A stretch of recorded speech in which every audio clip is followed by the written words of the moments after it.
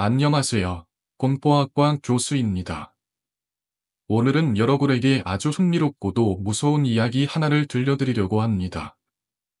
바로 무단 바물의 얼찐 이야기인데요. 여러분, 무단이 사용하는 물건들 중에서 가장 많이 알려진 것 중 하나가 바로 이 바물입니다. 사주를 보거나 승점을 칠 때 무당들이 손에 들고 흔드는 그 바물, 그 소리는 많은 사람들에게 신비로움과 두려움을 동시에 불러일으킵니다. 그러나 그 바물이 단순히 신을 부르는 도구일 뿐일까? 아니면 그 속에 숨겨진 우리가 상상할 수 없는 더 깊은 어두운 힘이 있을까? 먼저 무단 바물에 대해 간단히 설명을 드리겠습니다. 우리가 흔히 알고 있는 무단 바물은 여러 개의 작은 구슬들이 줄로 연결된 형태로 되어 있습니다. 이 바물을 흔들면 청량하고 맑은 소리가 나죠. 하지만 이 소리가 단순히 음악처럼 들린다면 그것은 아주 큰 오해입니다. 무당들이 이 바물을 흔드는 이유는 단순히 신을 부르기 위해서입니다. 무당마다 조금씩 다를 수 있지만 일반적으로는 바물의 소리가 신을 부른다고 믿습니다. 소리의 반응이 신이 받아오고 그 신이 무당과 접신하여 신비한 예언을 하게 되는 거죠. 그렇다면 이 바물의 지원은 어디에서 시작되었을까? 사실 무당 바물은 아주 오래된 전통을 가지고 있습니다. 고대 청동기 시대부터 사용된 것으로 알려져 있습니다. 지금까지도 여러 지역에서 그 형태가 조금씩 다르게 사용되고 있습니다. 예를 들어 우리나라에서 출토된 고대 바물들은 8개의 작은 바물이 달린 진잔대 형태로 발견되기도 했습니다. 그리고 지역마다 바물을 사용하는 방법이 다르다는 점도 흥미로운 부분입니다. 판예도에서는 바물에 막대가 없고 반지 바짓굴에 묶고 사용하는 방식이 일반적이었고, 제주도에서는 바물이 신의 영역을 여는 도구로 여겨졌습니다. 이렇게 바물이 단순한 신을 부르는 도구에 그치는 것이 아니라 그 속에는 아주 특별한 힘이 숨어 있다고 믿어졌다는 사실, 정말 놀랍지 않다?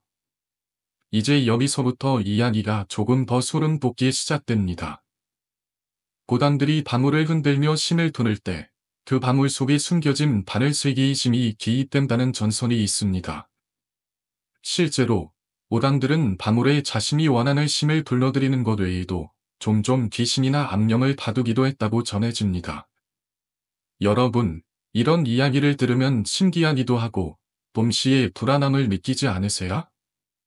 실제로 그런 일이 있었는지 많은 사람들이 궁금해하는데요.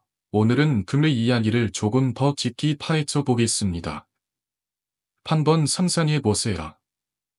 바물 속에 들어있는 것은 신의 영혼만이 아닙니다. 어떤 무당은 바물을 통해 영혼을 가두기도 했다고 합니다. 그리고 그 영혼은 특정 장소나 물건에 고정되어 무당의 실력을 더 강하게 만들어준다고 믿었죠. 예를 들어 고대에는 어린아이의 영혼을 가두는 의식이 있었다는 이야기가 전해지고 있습니다. 어린아이가 배고픔과 공포에 시달리다 죽어가면서 그 영혼이 바물에 들어가게 되는 거죠. 그 후, 고담은 그 바물을 흔들며 신의 뜻을 해석하고 미래를 예언했다고 합니다. 이와 관련된 이야기는 무당 바물에 관한 전설 중 가장 오싹하고도 끔찍한 이야기로 꼽힙니다. 그 이야기를 잠시 나누겠습니다. 1970년대 강원도 속초의 한 작은 마을에서 실종된 소녀의 이야기가 있습니다. 그 소녀는 한 젊은 무당에게 입양되었고 매일 밤 의식을 치르며 바물을 흔들었다고 합니다. 그러나 그 소녀는 점차 말라났고 기운을 잃어갔습니다. 사람들은 그 소녀만 의식 중에 바물을 흔들며 신을 부르는데 그녀의 몸속에는 어떤 귀한 힘이 들어있다고 느꼈습니다. 소녀는 점차 생명력을 잃어가고 결국 실종되었죠. 그리고 제보자와 소녀의 오빠는 그 소녀의 괴로운 모습을 꿈에서 보았다고 합니다. 그 소녀는 죽기 직전에 바물 손에서 나온 영혼에 의해 저주를 받았다고 믿었습니다. 결국 경찰이 그 무당을 체포하게 되었고 무당은 살인 미수 혐의로 기소되었습니다. 소녀는 담원으로 이송되어 간신히 살아남을 수 있었습니다.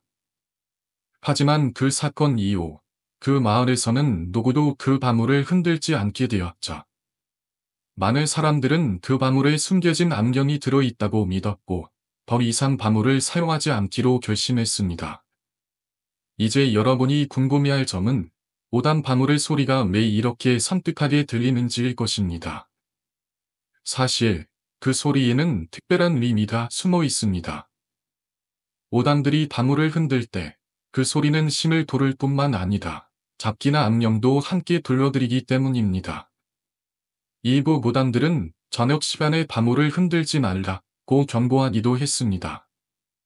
일반인들이 바물을 흔들면 신이 아닌 잡기가 몰려들 수 있기 때문입니다. 그런 잡기들이 사람들에게 불행을 가져올 수 있다고 믿는 것이죠. 그리고 또 하나, 무당 바물에는 단순히 신의 존재만 담겨 있는 것이 아니다. 그 안에는 사람들의 원망이나 미련이 담겨 있을 수도 있습니다. 예를 들어, 무당들이 과거에 어떤 나쁜 일을 저지르며 그 사람들의 원한을 담아 바물을 흔들었다면 그 바물에서 나오는 소리는 더 이상 신을 부르는 소리가 아닌 복수와 저주의 소리가 될 수 있습니다. 그런 소리가 사람들의 귀에 들리면 그 누구도 그 소리를 무시할 수 없겠죠. 이런 이야기들이 단순히 전설일까요?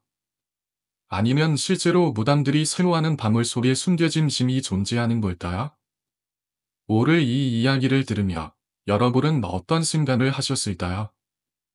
무당 바물의 소리를 듣고 그 뒤에 숨어있는 신비한 세계에 대해 더욱 궁금해지지 않으셨나요? 그 소리는 단순히 바물의 울림이 아닙니다. 그것은 과거와 현재, 그리고 미래를 이어주는 다리이기도 합니다. 그리고 그 다리의 끝에는 우리가 모르는 또 다른 세계가 존재할지도 모릅니다. 이제 이 이야기가 끝났다고 생각하지 마세요. 무당 바물에 얽힌 이야기들은 이 한 가지에 그치지 않습니다. 매년 새로운 전설이 쌓여가며 그 소리는 여전히 많은 사람들에게 섬뜩한 기억을 남기고 있습니다. 여러분도 혹시 모르게 무당 바물의 소리를 듣게 된다면 그 소리 뒤에 숨겨진 비밀들을 한 번쯤 떠올려 보시기 바랍니다. 그 집에서 겪은 일들은 단지 첫 번째 사건에 그치지 않았습니다. 시간이 지나면서 저는 그 집에 대해 점점 더 많은 이상한 현상들을 경험하게 되었습니다. 그 일이 있음 후 저는 집을 떠날 때까지도 몇 번이나 귀신 같은 존재를 느꼈고 그 집에서 벌어졌던 일들을 계속해서 되새기게 되었습니다. 결국 그 사건은 저에게 큰 교훈이자 두려움이 되었고 지금까지도 그 기억은 제 마음속에 깊이 남아 있습니다. 그 집에서 다시 지내게 되었을 때 저는 어머니의 조언을 따라 더욱 조심스럽게 생활하게 되었습니다. 하지만 여전히 집 안에서는 이상한 일들이 계속해서 벌어졌습니다. 그 집에 살면서 저는 점점 더 많은 기이한 현상들을 경험하게 되었고 그 사건들을 기록하면서 제 마음은 점점 더 불안해져 갔습니다. 하루는 집 안에서 심한 바물 소리가 들렸습니다. 처음에는 단지 창문을 열면 바람에 의해 나는 소리라고 생각했지만 시간이 지나면서 그 소리가 점점 더 커지고 마치 무언가가 그 소리를 내고 있는 것처럼 느껴졌습니다. 그때부터 저는 그 바물 소리를 들을 때마다 불안감에 휩싸이게 되었고 그 소리가 들리면 자동적으로 몸이 움츠러들었습니다. 그런데 그날 밤 바물 소리가 다시 들려왔습니다. 그 소리가 점점 더 가까워지는 듯한 느낌이었고 마침내 저는 눈을 떴습니다. 눈을 뜨자마자 저는 침대 옆에서 희미한 그림자 하나를 보았습니다. 그것은 분명히 사람의 모습이었고 그 사람은 조용히 저를 바라보고 있었습니다. 처음에는 그것이 꿈인 줄 알았지만 점차 그것이 현실이라는 것을 깨닫게 되었습니다. 저는 그 그림자를 똑바로 보지 않으려 애썼지만 그 그림자는 계속해서 저를 쳐다보고 있었습니다. 숨을 참으며 저는 그 그림자가 무엇인지 확인하려 했지만 그 순간 그 그림자는 사라졌습니다. 잠시 후 집 안의 바물 소리가 다시 들렸습니다. 그 소리는 점점 더 가까워집니다. 마치 저를 향해 다가오는 듯한 느낌을 주었습니다. 그때부터는 저는 귀신이 다시 나타난 것 같다는 생각이 들었고 그 소리가 점점 더 명확해지는 것을 느꼈습니다. 그 소리는 마치 누군가가 그 방울을 들고 받아오는 것 같았습니다. 그렇게 또 다른 무서운 경험이 시작되었고, 저는 그 순간을 어떻게든 벗어나고 싶었습니다. 저는 집을 떠나기로 결심했습니다. 하지만 그 결정은 쉽게 내려지지 않았습니다. 집에서 벌어지는 이상한 일들이 점점 더 많아지면서 저는 점차 그 집을 떠나기로 결심하게 되었습니다. 그 집에서 겪은 일들은 저에게 큰 충격을 주었고, 저는 그 후로 귀신에 대한 두려움과 불안감을 떨쳐버리기 어려웠습니다. 그렇게 떠나기 전에 저는 집 안에서 마지막으로 해야 할 일을 하기로 결심했습니다. 그것은 바로 그 집에서 일어난 일을 기록하는 일이었습니다. 귀신이 나타난 이유나 그 존재가 무엇인지 정확히 알 수 없었지만, 그 사건들은 분명히 저에게 큰 영향을 미쳤습니다. 그래서 저는 그 일을 기록하여 나중에 그 경험을 다시 되새기며 더 이상 두려워하지 않도록 하기로 결심했습니다. 집을 떠나기 전, 저는 마지막으로 집 안을 돌아보았습니다. 그 집에서 있었던 일들이 모두 꿈이었는지, 아니면 현실에서 일어난 일이었는지에 대한 의문이 가득했지만, 하나 분명한 것은 그 집에서 제가 경험한 모든 것들이 제 마음속에 남아있다는 것입니다. 그 후로는 그 집에서 벌어졌던 일들이 점차 잊히기 시작했지만, 여전히 그 사건은 저에게 큰 영향을 미쳤습니다. 집을 떠난 후에도 그 기억은 계속해서 제 마음속에 떠오르곤 했습니다. 하지만 저는 그 경험을 통해 더 이상 귀신이나 예령을 두려워하지 않기로 다짐했습니다. 그 집에서 겪은 일들은 결국 저에게 교훈을 주었고, 저는 그 교훈을 통해 더 강해진 자신을 느끼게 되었습니다. 그리고 이제는 그 집에서 일어난 일을 다른 사람들과 공유하며 그 일이 두려움의 대상이 아니라 교훈으로 받아들여지길 바랍니다. 그 후로 몇 년이 지났습니다. 하지만 그 집에서의 경험은 여전히 제 기억 속에 남아 있습니다. 그 집을 떠난 후에도 여전히 가끔씩 그 집에 대해 생각하며 그곳에서 겪은 일들이 나를 어떻게 변화시켰는지를 돌아보게 됩니다. 그리고 이제는 그 집이 나에게 두려움을 주기보다는 그 집에서 겪은 일들이 나를 강하게 만들었다고 느낍니다. 한밤중 깊은 잠에 빠져 있던 저는 갑작스러운 전화벨 소리에 잠에서 깼습니다. 전화기를 집어드니 어머니였습니다. 그녀는 매우 다급하고 분노에 찬 목소리로 왜 사진을 찍어서 보내지 않느냐며 소리쳤습니다. 순간 며칠 전 어머니가 제게 부탁했던 쌀이 떠올랐습니다. 저는 그 일을 까맣게 잊고 있던 터나 당황스러웠고 급히 일어나 쟁반을 확인하러 갔습니다. 쟁반은 방 한쪽 선반 위에 있었습니다. 의자를 받고 올라나 쟁반을 내려다본 순간 저는 심장이 철렁 내려앉았습니다.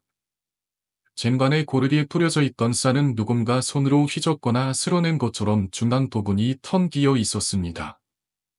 더 이상했던 건 쟁반 한가운데 뚫린 작은 구멍이었습니다. 처음 쌀을 뿌렸을 때 분명히 균일하게 펼쳤는데 어떻게 이런 현상이 생겼는지 이해할 수 없었습니다. 저는 떨리는 손으로 사진을 찍어 어머니께 전송했습니다. 사진을 확인한 어머니는 갑자기 전화기 너머에서 기명을 질렀습니다.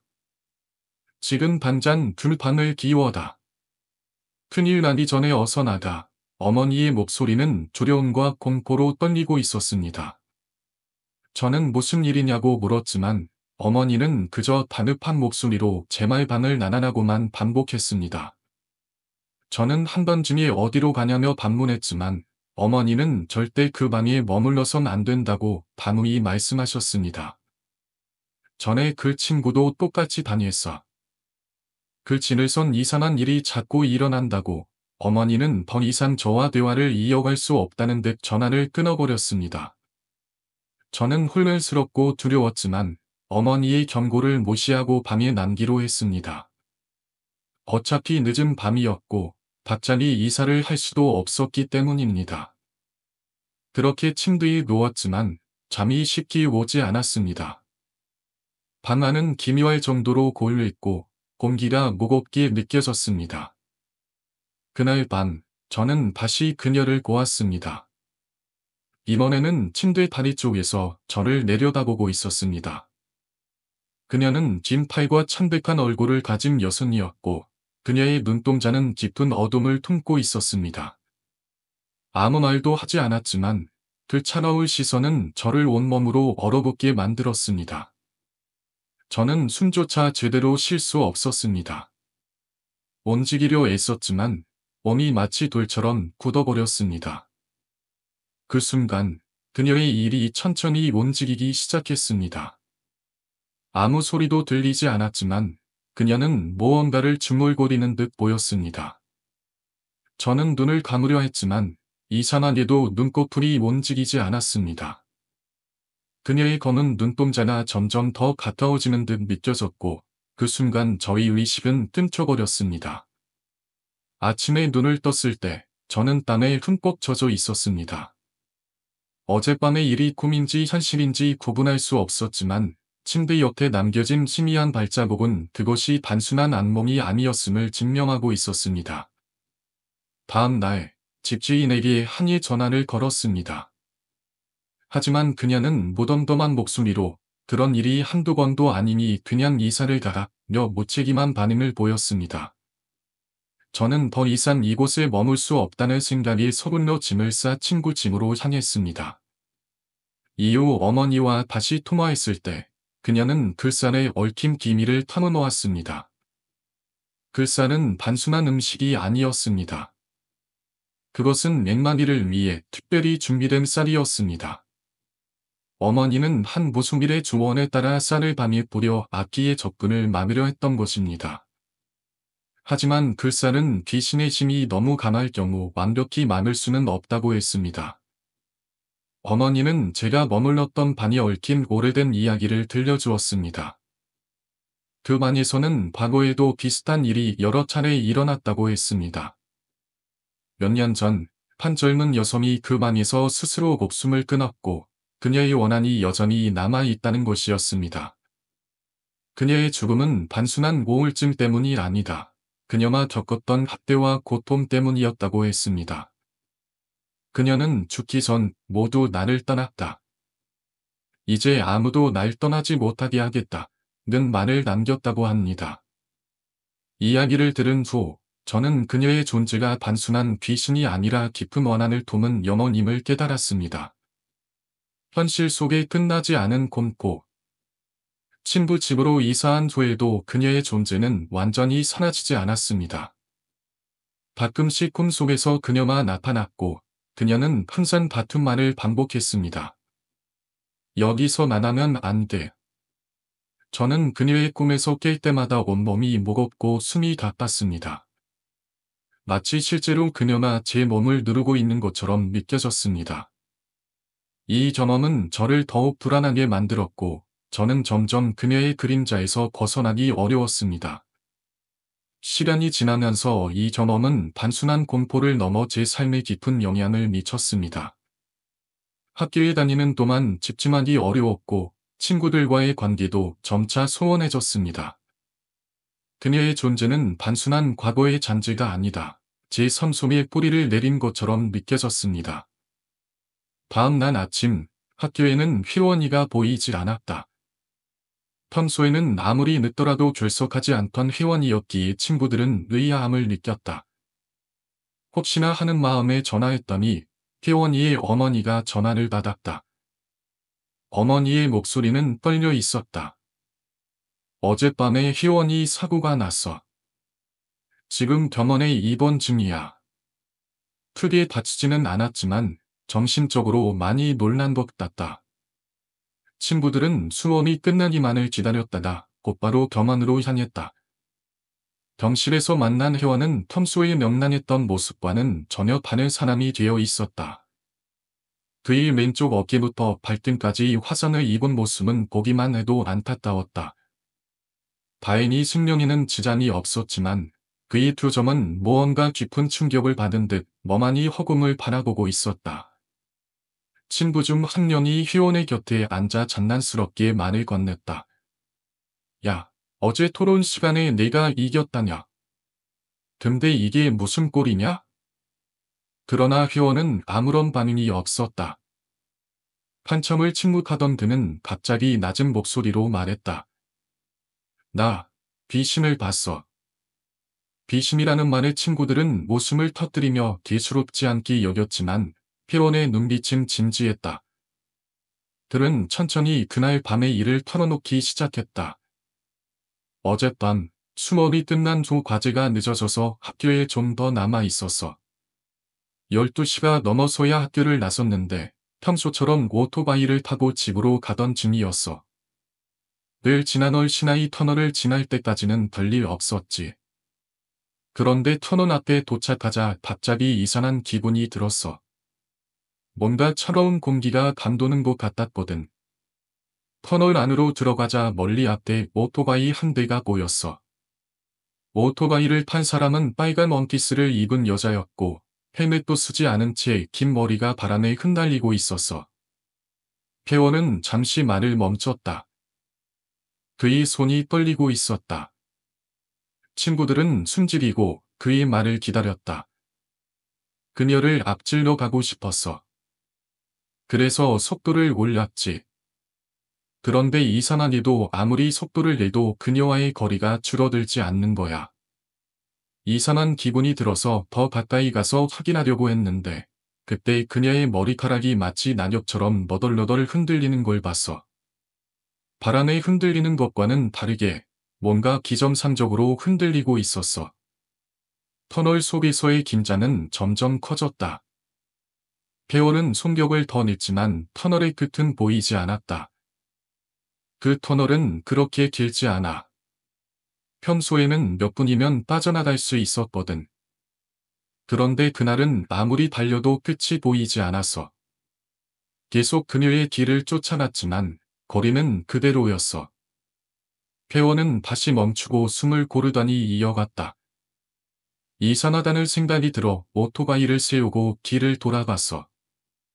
그런데 놀랍게도 내가 지나온 터널 입구가 여전히 보였어. 분명 꽤 달렸다고 생각했는데 도망치지 못한 느낌이었지. 그 순간 앞에 있던 여자가 갑자기 멈췄어. 그리고 그녀의 목이 천천히 돌아서 나를 쳐다보는 거야. 회원의 눈빛은 두려움에 가득 차 있었다. 친구들은 소름이 돋아 아무 말도 할 수 없었다. 그녀의 얼굴은 너무 이상했어. 눈은 비정상적으로 크고 입은 찢어진 것처럼 넓었어. 그리고 그녀가 나를 보고 웃는 순간 그녀의 목이 뚝 하늘 소리와 함께 떨어졌어. 그 목이 바닥에 굴러더니 내 쪽으로 다가왔어. 나는 기명을 지르며 핸들을 돌렸고 그대로 미끄러졌어. 그게 사고의 전부야. 그의 이야기를 듣고 있던 친구 중 한 명이 교수님이 해준 이야기를 떠올렸다. 그 터널 말이야. 1971년에 건설됐는데 그곳이 원래 공동묘지였다는 얘기 들은 적 있어. 수많은 묘지들이 있던 곳을 단지로 터널로 만들었다더라고. 그런데 이거를 제대로 옮기지 않아 그 유령들이 떠돌고 있다는 얘기가 많아. 또 다른 친구도 한마디 보탰다. 20년 전쯤 그 터널 위에 있는 산에서 한 여학생이 자살했다고 하더라. 가족들을 모두 잃고 삶을 포기한 거래. 그런데 그녀의 시신이 나중에 발견됐을 때 머리가 떨어질 상태로 발견되었대. 그리고 그 머리가 도로 위로 굴러갔다는 소문도 있어. 회원은 다시 입을 열었다. 그 여자나 그 여학생이었을까? 나한테 나타난 이유는 뭘까? 친구들은 그의 질문에 대답할 수 없었다. 시나이 터널은 그날 이후로도 이상한 사고와 귀신 목격담이 끊이지 않았다. 태원은 퇴원 후에도 그날의 충격에서 벗어나지 못했다. 그는 오토바이를 타고 다시는 터널을 지나는 일이 없었다. 친구는 그날 이후 자신에게 내려온 운명을 온전히 이해할 수 없었다. 고수민이 복지를 받지 않겠다고 말하며 하고 싶은 것은 다 해라 라고 했던 이유는 점점 더 분명해졌다. 신내림을 받는 과정에서 그가 겪게 될 시련과 고통은 결코 가볍지 않을 것이라는 예감이 들었기 때문이다. 그러면서 친구는 자신이 그동안 살아온 인생을 되돌아보게 되었다.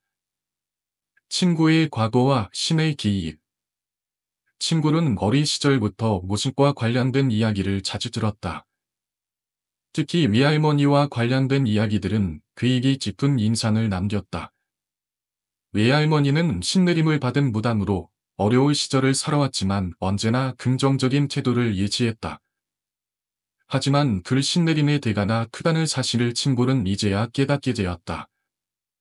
어느 날 외할머니가 친구에게 말한 적이 있었다. 우리 가문에서는 신내림이 끊이지 않아서 신이 다른 사람에게로 내려와게 될 때까지 계속해서 받게 될 거라. 만약 내가 받지 않으면 다른 사람에게 갈 수밖에 없다. 친구는 그때만 해도 그 말을 단순히 믿지 않았고 그저 한 사람의 경험담에 불과하다고 생각했다. 그러나 지금 그는 모든 말들이 진실로 다가오고 있었다. 오승민의 말이 남긴 흔적. 오승민이 친구에게 전한 그 말들이 얼마나 중요했는지 깨닫는 데는 시간이 걸렸다. 오를 복비를 받지 않는다. 고 한 말은 단순한 경고가 아니었다. 그 말 속에는 너는 이 운명을 받아들이게 될 것이라는 뜻이 담겨 있었고 친구는 그 진실을 받아들이기 위해 한참을 고민해야 했다. 오승빈은 단순히 신내림을 받아들일 수밖에 없다는 사실을 알고 있었기 때문에 친구에게 미리 준비하라고 말한 것이었다. 그렇다면 왜 모승빈은 그렇게도 복비를 받지 않고 친구에게 단호하게 다 해보라고 했을까? 그 이유는 모승빈의 입장에서 신내림을 준비하는 친구에게 복비를 받는 것이 오히려 그에게 불리할 수 있다는 것을 알았기 때문이다. 만약 복비를 받게 되면 그 신이 자신의 신을 대체할 수 있는 가능성이 높아졌기 때문이다. 결국 자신의 신내림을 방해하지 않기 위해 모승빈은 친구에게 아무런 대가를 요구하지 않았던 것이다. 신내림과 금수의 상. 친구는 모승빈의 말을 듣고 난 후 마음속으로 결정을 내렸다. 신내림을 받겠다는 결심을 했다. 그리고 그는 그 결정을 바탕으로 신내림 준비를 시작했다. 신내림을 받는 것은 그 일이 있어 단순한 선택이 아니었다. 그것은 신의 모든 것을 걸고 결단을 내려야 할 일이었다. 친구는 그 준비 과정에서 무수한 고통을 겪게 되었고, 때로는 자신의 의지와는 상관없이 이 신이 내린다고 믿는 순간들이 많아졌다. 하지만 그 과정에서 친구는 자신이 겪고 있는 일이 결코 우연이 아님을 깨닫기 시작했다. 신내림을 준비하는 동안 그는 점점 더 많은 이상한 일들을 경험하게 되었다. 한 번은 집에 혼자 있을 때 거울 속에서 자신이 아닌 다른 얼굴을 보았고 또 다른 순간에는 목소리가 들려 자신을 부르는 소리에 깜짝 놀랐다. 그런 일들이 반복되면서 그는 신내림이란 단순한 주술적인 행위가 아니라 정말로 신이 인간의 몸에 들어오는 과정임을 실감하게 되었다. 친구의 변화를 목격한 사람들. 친구가 신내림을 받기로 결심하고 준비를 시작한 후 주변 사람들은 그의 변화를 알아차리기 시작했다. 그가 점차 다른 사람들과의 관계에서 변화된 모습을 보였고 특히 모승빈과 관련된 일을 시작하면서 사람들은 그의 행동을 더 이상 이전처럼 간단하게 설명할 수 없다고 느꼈다. 친구의 외모와 태도, 말투까지도 달라졌고 그는 이제 모승빈으로서의 역할을 맡기 위해 필수적인 훈련을 받기 시작했다. 가족들은 친구의 결정을 이해하려고 했지만 동시에 그가 겪을 수밖에 없는 고통에 대해 걱정하기도 했다. 신내림은 결코 쉬운 일이 아니었고 신이 내려오면 몸과 마음이 고통을 겪게 되었다. 가족들은 그가 신내림을 받을 준비가 되었는지 의문을 품었지만 친구는 이미 마음속으로 그 결정을 내린 상태였다. 모승빈으로서의 삶. 친구가 신내림을 받으면서 그의 삶은 완전히 달라졌다. 신내림을 받은 후 그는 몸과 마음에 엄청난 변화를 겪었다. 이제 그는 모승빈으로서의 길을 걷기 시작했다. 신내림을 받은 후 친구는 전혀 다른 존재가 된 것처럼 보였다. 그의 행동은 더 이상 이전의 모습과는 달리 신비롭고 신성한 느낌을 주었다. 주변 사람들은 그가 예전과는 다른 사람이 되어 가고 있다는 것을 느끼게 되었다. 그러나 신내림을 받을 삶이 항상 긍정적인 것만은 아니었다. 친구는 신내림을 받으면서 많은 고통을 겪었다. 그의 몸은 점점 더 약해졌고 때로는 극심한 고통에 시달리기도 했다. 그럼에도 불구하고 친구는 자신이 이 길을 가야만 한다는 결정을 내린 이상 그 길을 계속해서 걸어가기로 결심했다. 을지를 결심한 그는 더 이상 바쁘고 정신없는 일상에서 벗어나 조용하고 여유로운 생활을 하기를 원했다. 그가 선택한 방법은 오래된 집을 사서 그곳에서 새로운 삶을 시작하는 것이었다.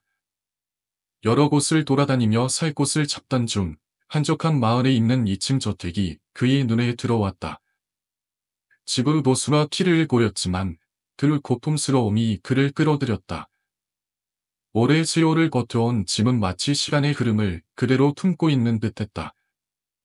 집은 흙먼지와 오래 세월의 흔적을 그대로 간직하고 있었지만 그 속에서 무엇인가 특별한 것을 느낄 수 있었다. 그는 그 집을 사기로 결심했다. 오래된 건물이라서 보수할 부분이 많았지만 그 또한 이 집을 새롭게 만들 수 있다는 생각에 가슴이 뛰었다.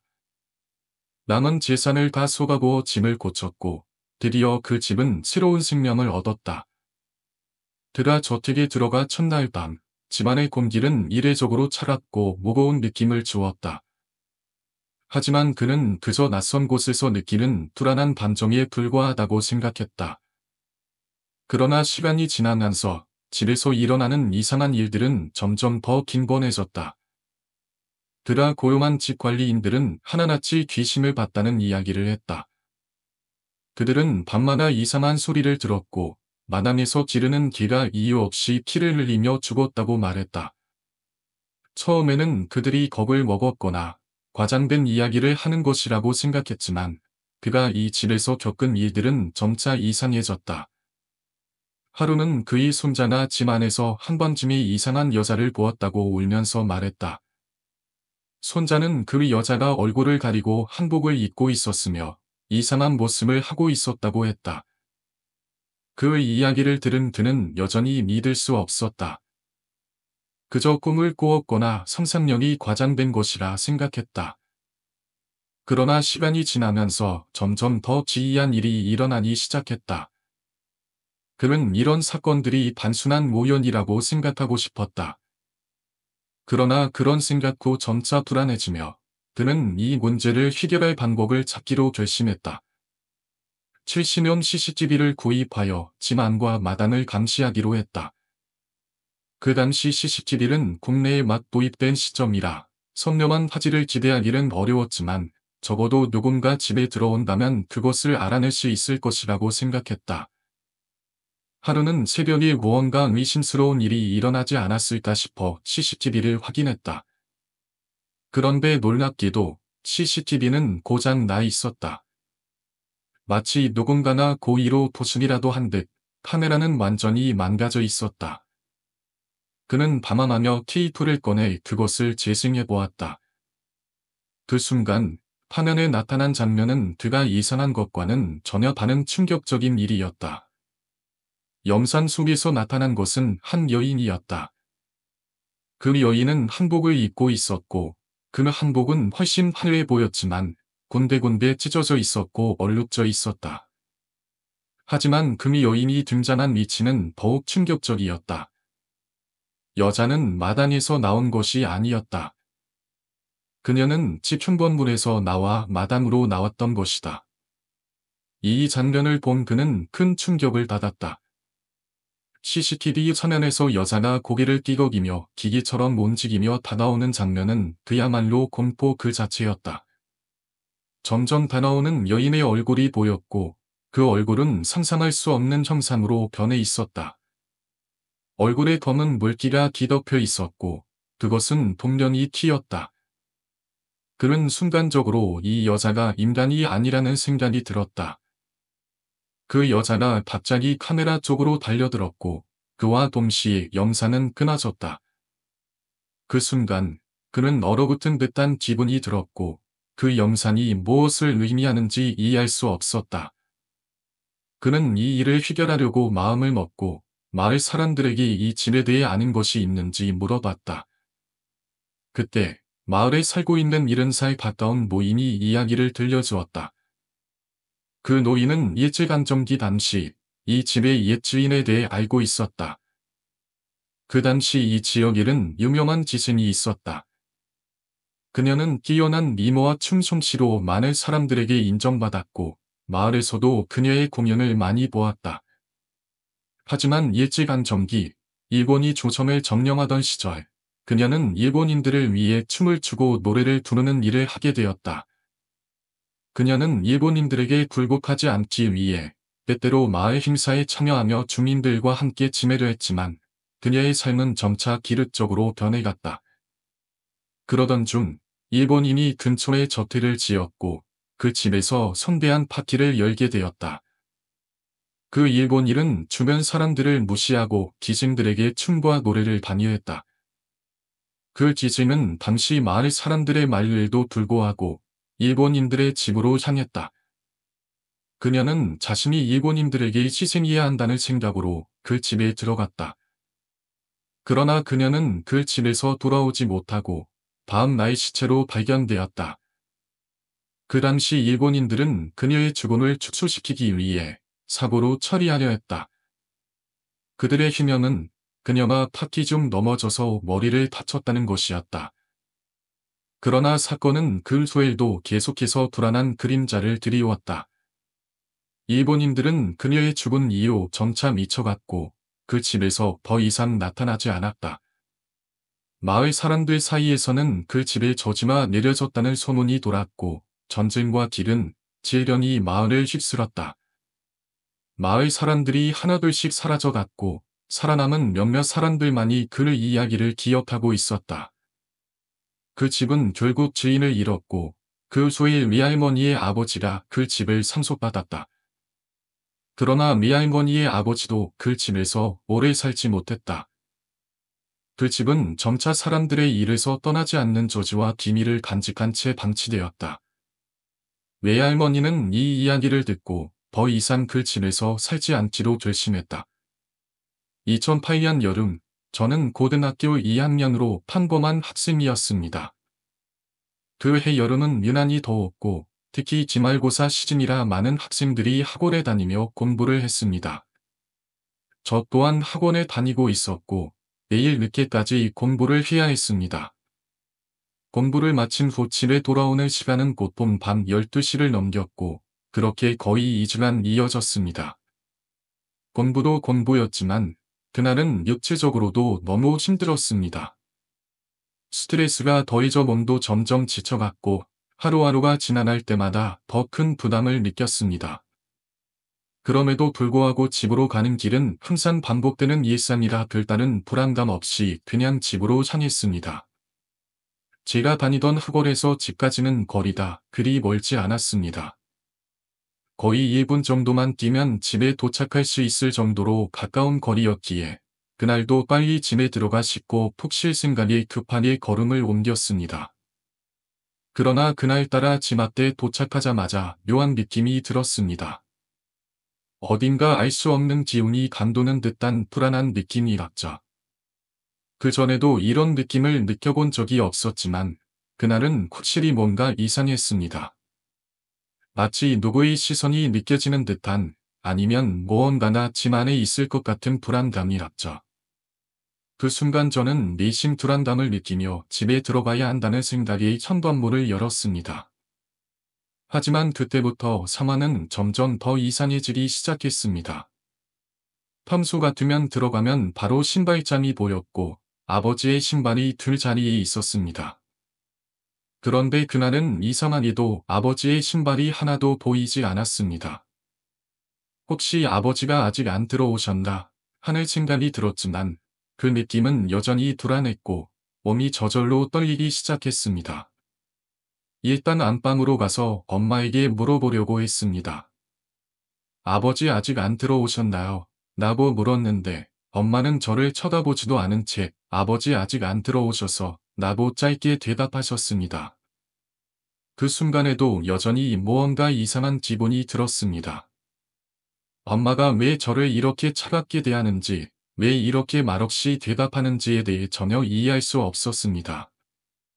그런데 그때 엄마가 저에게 전화해보라고 말했습니다. 제가 전화를 걸면 아버지가 바로 받으실 거라는 생각에 저는 거실로 갔습니다. 거기 있는 전화기를 들어 아버지에게 전화를 걸었고 몇 초간의 신호소 아버지가 전화를 받으셨습니다. 아버지, 지금 몇 시인데 밖에 있냐고 제가 물었고 아버지는 아주 자연스럽게 지금 친구들이랑 어시장에 있다 고 말씀하셨습니다. 그 말을 듣고 저는 그때서야 마산의 어시장에 가신 것이라는 사실을 알았습니다. 아버지는 그곳에서 친구들과 함께 술을 마시고 있었고 시간이 많이 늦었으니 들어가라고 말했더니 아버지의 목소리 뒤로 갑자기 엄청 크게 여자의 목소리가 들려왔습니다. 순간적으로 왜 옆에 여자가 있지? 하는 의문이 들었습니다. 그래서 저는 궁금해서 아버지에게 물었습니다. 지금 옆에 여자 누구니라? 그랬더니 아버지는 어이없다는 투정으로 너는 엄마 목소리도 까먹었니라 며 대답하셨습니다. 그 말을 듣고 저는 몸이 굳어버렸습니다. 머릿속이 하얘졌고 몸은 떨리기 시작했습니다. 분명히 엄마의 목소리가 맞았지만 이상한 점이 하나 있었습니다. 전화를 걸 때 들었던 엄마의 목소리는 너무 분명했지만 그것이 실제 엄마의 목소리인지 아니면 다른 존재의 목소리인지 알 수 없었습니다. 그 순간 저는 머릿속으로 이 상황을 이해하려고 했지만 전혀 이해할 수 없었습니다. 너무 솔면스러웠죠. 그때 저는 가만히 생각해보니 안방에 있던 엄마가 떠올랐습니다. 그리고 다시 한번 거실에 있는 에어컨 옆에 있는 액정 같은 도분을 보았고 그곳에서 비춰진 반사는 모습 속에서 엄마가 서 있는 모습을 보았습니다. 그 순간 저는 이게 뭔가 잘못되었음을 깨달았습니다. 엄마는 무표정하게 차렷 자세로 저를 응시하고 있었고 그 모습이 너무나도 끔찍하게 느껴졌습니다. 평소 같으면 그냥 지나쳤을 법한 상황인데 그날만큼은 몸이 떨리고 심장이 빠르게 뛰면서 눈앞에 있는 상황을 받아들일 수가 없었습니다. 저는 어떻게 해야 할지 몰랐습니다. 그저 밖으로 도망쳐야겠다고 생각한다. 급히 벽을 따라 현관 쪽으로 기어가듯이 이동했습니다. 그 순간 현관과 안방이 너무 가까워서 제가 벽을 따라 움직일 때마다 엄마는 고개를 돌려 저를 정확하게 응시하고 있었습니다. 그 순간 엄마가 내게 덮칠 것만 같은 불안한 느낌에 더 이상 버틸 수가 없었습니다. 그래서 눈을 꼭 감고 문을 움츠린 채로 천번물을 향해 달려갔습니다. 문을 열고 밖으로 나오자 마치 그동안 억눌려 있던 공포가 한꺼번에 터져 나오는 듯한 느낌이었습니다. 밖에 나와서는 한참을 멍하니 서 있었습니다. 제 몸은 떨리고 정신을 차리기도 힘들 정도로 혼란스러웠습니다. 그 상태에서 30분 정도 있던 후 아버지가 나타났습니다. 아버지 옆에는 방금 전까지 안방에 있던 엄마가 있었습니다. 두 분은 저를 이상한 눈빛으로 쳐다보았고 저는 그동안 겪은 일들을 모두 말씀드렸습니다. 그리고 그날 밤 온 집안을 샅샅이 뒤졌지만 아무것도 발견할 수 없었습니다. 하지만 그날 밤 저는 3시가 넘어 안방에서 잠을 자야 했고 그 후로도 그날의 일이 계속해서 제 머릿속을 떠나지 않았습니다. 어릴 때부터 저희 집은 항상 평온한 분위기가 있었습니다.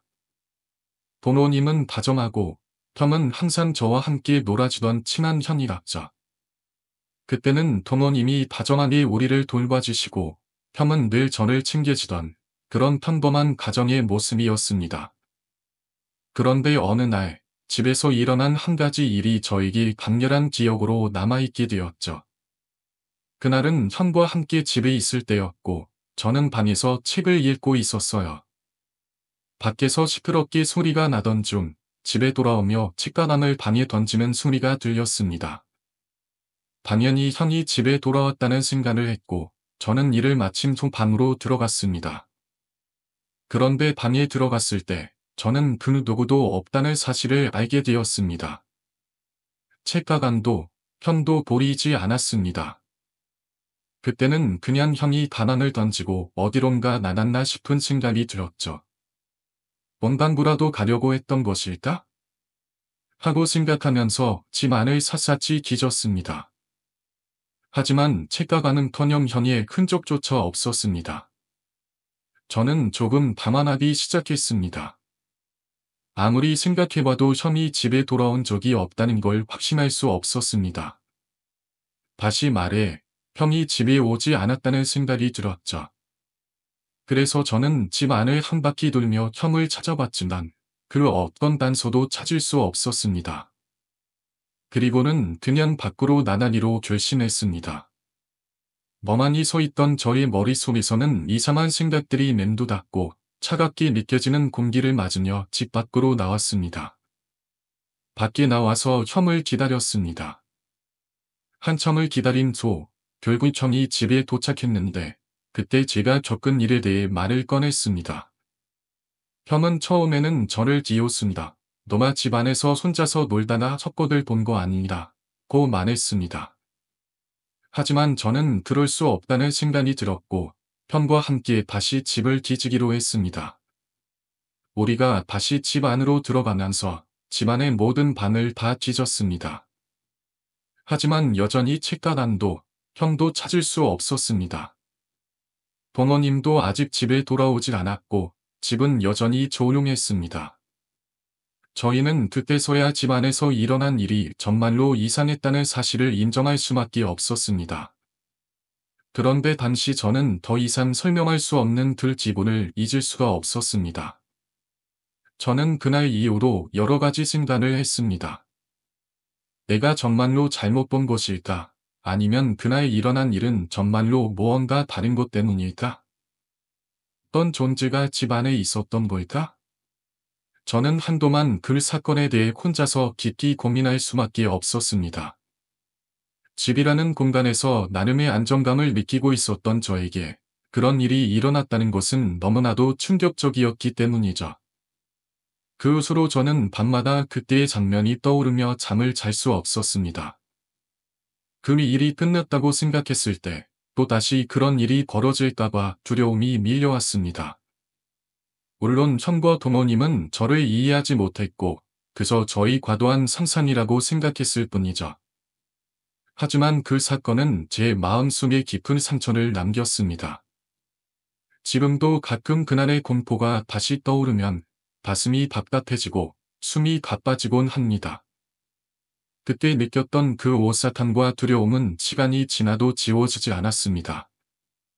어쩌면 그날의 경험이 현실이었을지도 모릅니다. 아니면 어쩌면 그냥 제 상상에 불과했을지도 모르겠죠. 그러나 그날의 기억이 남아있기에 저는 그때 이후로 집에서 더 이상 안정을 찾을 수 없었습니다. 이상하게도 근수로 집이라는 공간은 더 이상 편안함을 주지 않았습니다. 늘 무언가가 존재하는 듯한 느낌이 들었고 그런 기분은 점점 더 강해졌습니다. 그날을 기점으로 저는 집에서 잠을 자는 것이 두려워졌고 언제부턴가 밤에는 집 안에서 혼자 있을 수 없었습니다. 그때의 기억이 자꾸만 떠오릅니다. 다시는 그런 일이 일어나지 않기를 바라는 마음으로 잠을 청했죠. 그때부터 오늘날까지 저는 그 사건을 잊을 수 없었습니다. 그 일이 실제로 있었던 일인지 아니면 제 상상 속의 일이었는지는 모르겠지만 그날 느꼈던 그 공포와 그 순간의 기분은 저를 계속해서 괴롭혔습니다.